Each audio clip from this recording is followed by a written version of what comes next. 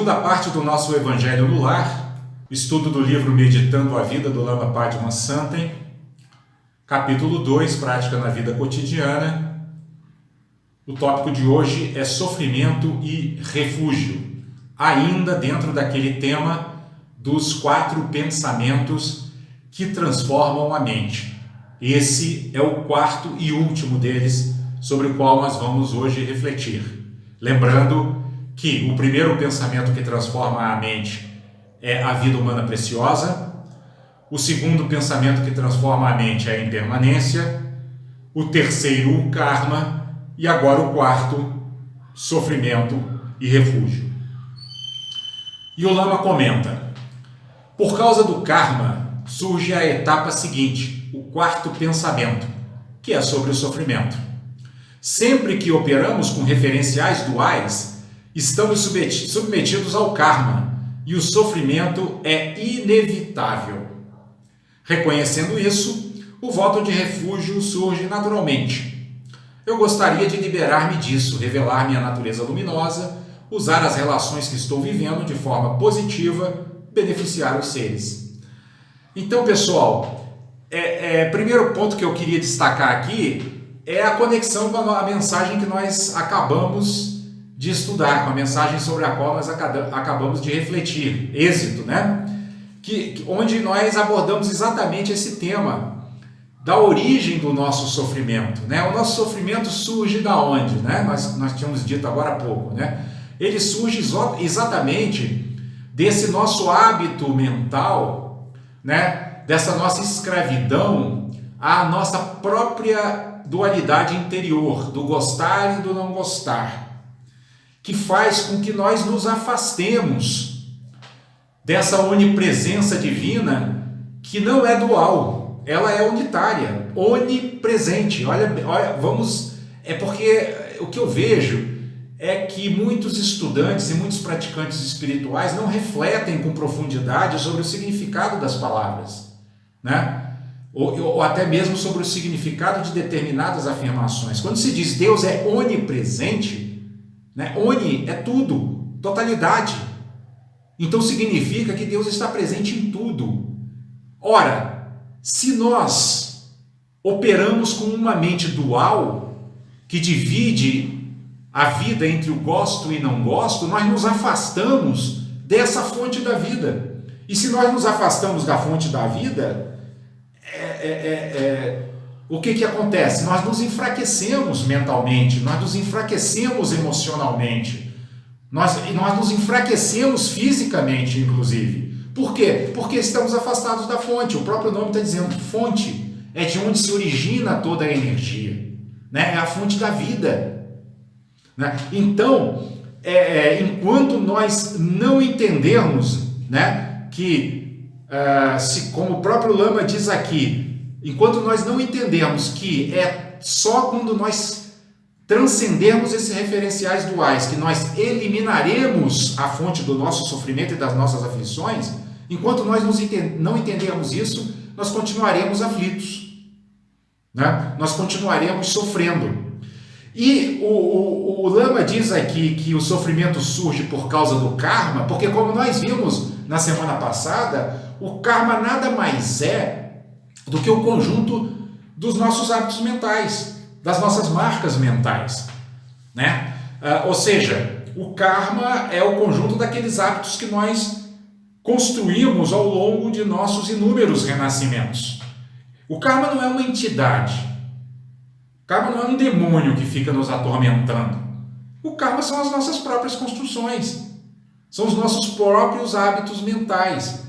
Dentre eles, aquele que está na origem de todo o nosso sofrimento, que é essa forma dual de operar no mundo que nós acabamos de falar. Esse eu gosto, aquilo eu não gosto, e aquilo outro eu sou indiferente, né? Então é por isso que o Lama diz que o sofrimento surge do karma. Por quê? Porque enquanto nós tivermos na nossa mente essas marcas mentais que dividem o mundo e que consequentemente dividem também o nosso mundo interior, racham e arrebentam o nosso mundo interior, nós vamos sofrer.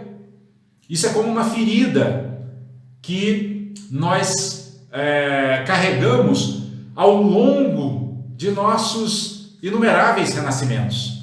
Porque a questão do karma é exatamente essa, ela é importante, porque o karma é aquilo que nós levamos como herança espiritual das nossas ações, sejam elas boas ou más, sejam elas positivas ou negativas.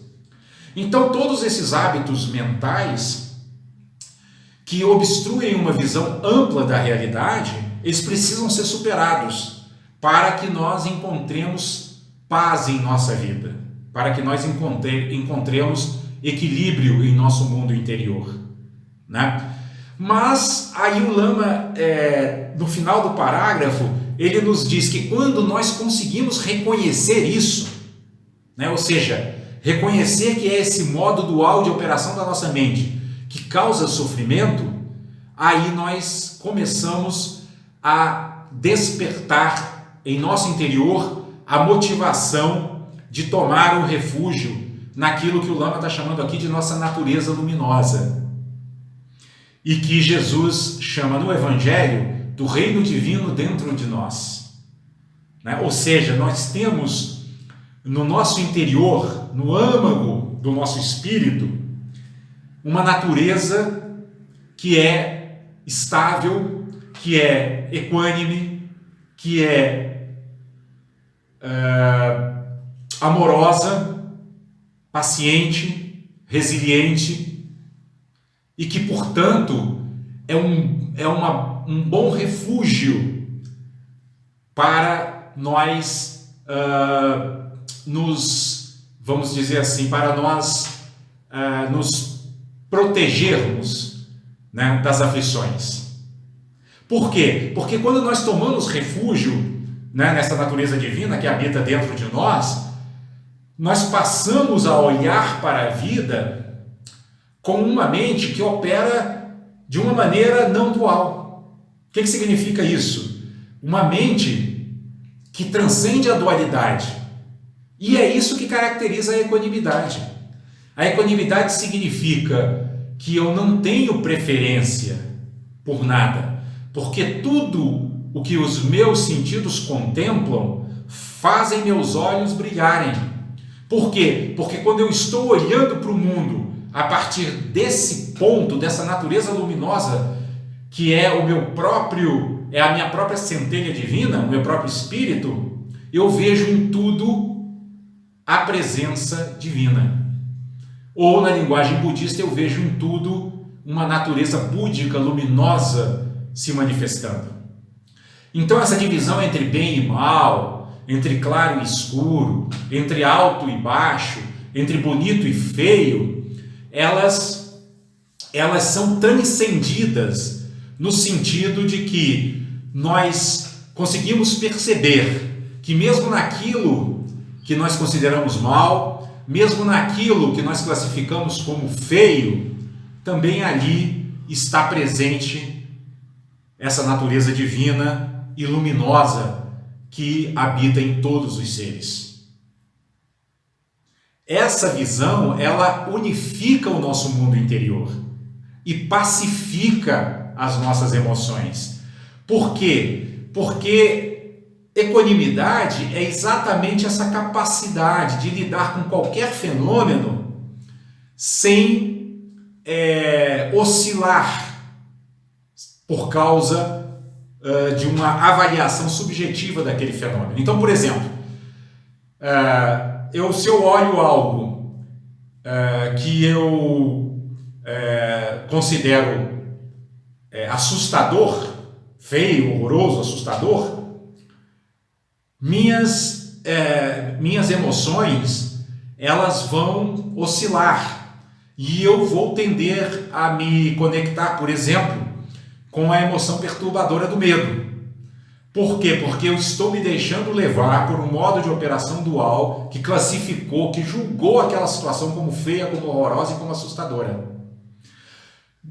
Do outro lado, também ocorre o mesmo fenômeno. Por exemplo, eu me deparo com algo que eu julgo absolutamente encantador, maravilhoso, né? Deslumbrante. E aí, ao olhar para aquele fenômeno, como eu o classifiquei e julguei dessa forma, que para mim parece extremamente positiva, eu não vou ter um olhar de sabedoria para perceber o que naquele fenômeno precisa ser corrigido.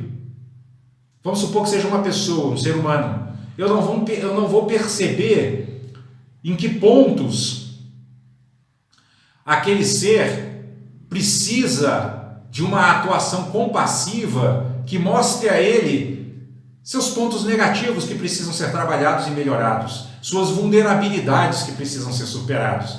E por que eu não consigo fazer isso? Porque eu estou deslumbrado, eu estou absolutamente admirado. Então vocês percebem que tanto o julgamento negativo quanto o julgamento positivo, ele nos cega, né? Porque ele faz com que emoções perturbadoras, no caso do fenômeno assustador que eu mencionei, seria o medo, né? Susto, medo, e no caso do fenômeno positivo seria o apego, né? A gente tende a se apegar àquilo que nos deslumbra. Eles nos cegam, essas emoções perturbadoras nos cegam, por isso são chamadas dentro do budismo de emoções perturbadoras. E por nos cegarem, obviamente, geram sofrimento. Porque ao nos cegarem, por exemplo, elas nos cegam para uma das visões, que é um dos pensamentos transformadores, que é a impermanência.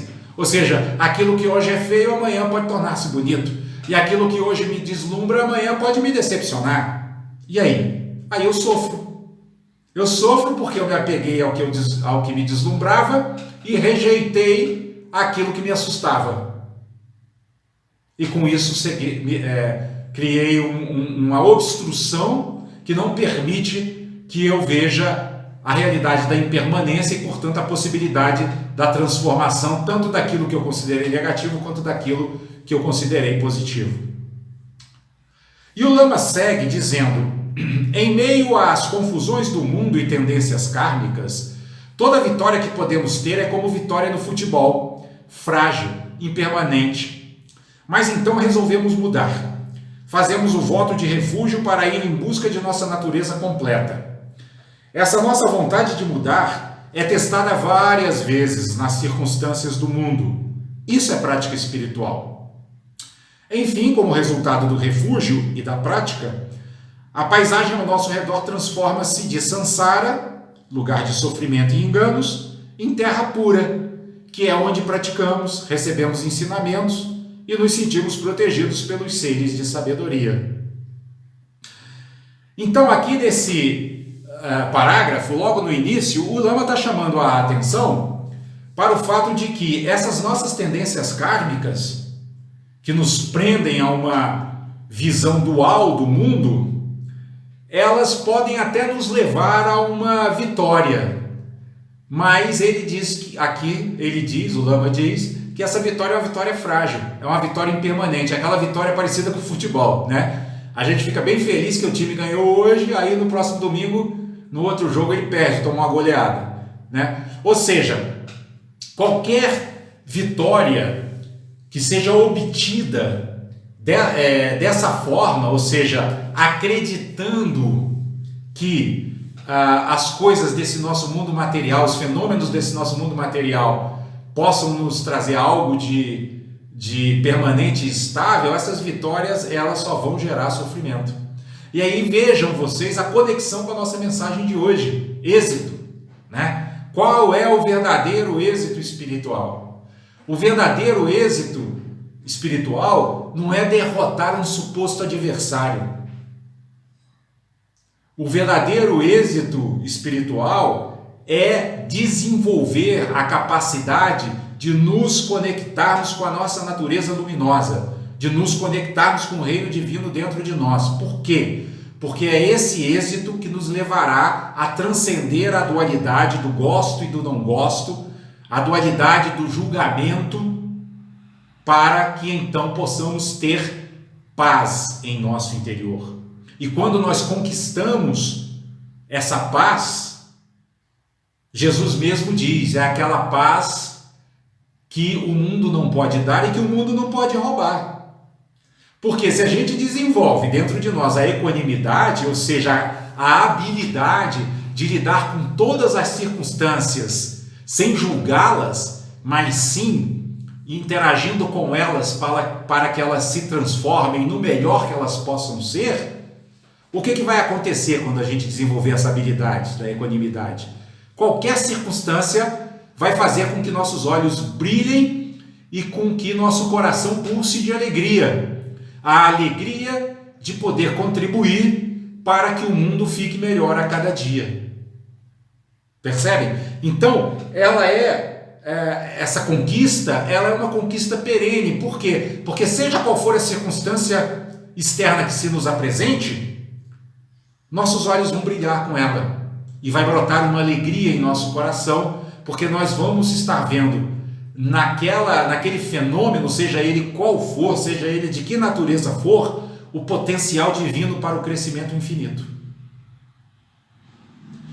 E é por isso que aqui o Lama diz também que essa nossa vontade de tomar refúgio, né, de mudar, ou seja, de mudar a nossa visão, né, tomando refúgio nessa natureza luminosa equânime, ela vai ser testada várias vezes nas circunstâncias do mundo. Não tenho dúvida disso. Por quê? Porque o mundo ao nosso redor, na linguagem de Jesus, é o mundo do dinheiro, é o mundo de Mamon, né? Então todo aquele que trabalhar para desenvolver uma visão não dual da vida, vai no mínimo ser chamado de louco, né? Eles vão dizer assim, não, mas como assim, né? Como assim você não está vendo que aquele sujeito que praticou um estupro é um sujeito mau? Como assim? Né? Como que você pode olhar para um feminicida e achar que ele não é mau? Por quê? Porque a visão comum, ela não consegue transcender a visão de bem e mal. Ela não consegue olhar para os seres e transcender as aparências e penetrar na essência, que é uma essência luminosa e, portanto, com um infinito potencial de desenvolvimento. E aí nós vamos ser testados o tempo todo, vamos ser criticados. Né? Vamos ser criticados por estarmos manifestando um comportamento, uma atitude, uma fala, um pensamento que não é normal. Mas aí nós devemos compreender um conceito que é muito citado pelo Lama também, embora ele não tenha sido criado por ele, que é o conceito de normose, ou seja, uma normalidade doente, uma patologia da normalidade.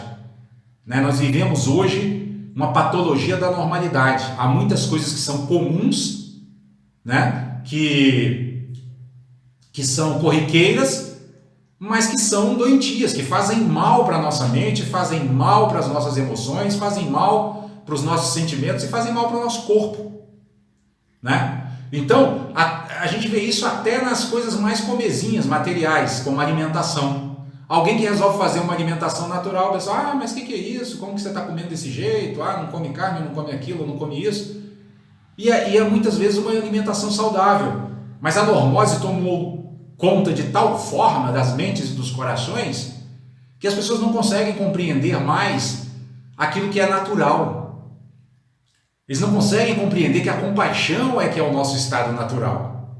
Então eles não conseguem entender quem opera com a mente dessa forma e não trabalha para superar e transcender essa forma limitada de operação, não consegue compreender a compaixão por um criminoso. Né? Não consegue compreender a compaixão por alguém que foi cruel com o outro. Por quê? Porque divide o mundo de uma maneira estanque. Não percebem o pensamento transformador da impermanência. Tudo pode se transformar, inclusive para melhor. Inclusive para melhor. Né?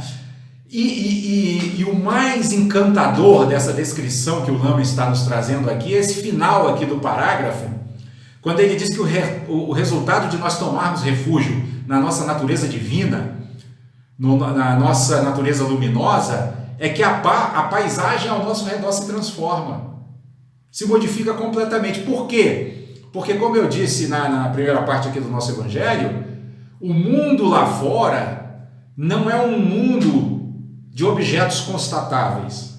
Não é algo que eu constato. É uma realidade que eu construo com a minha visão.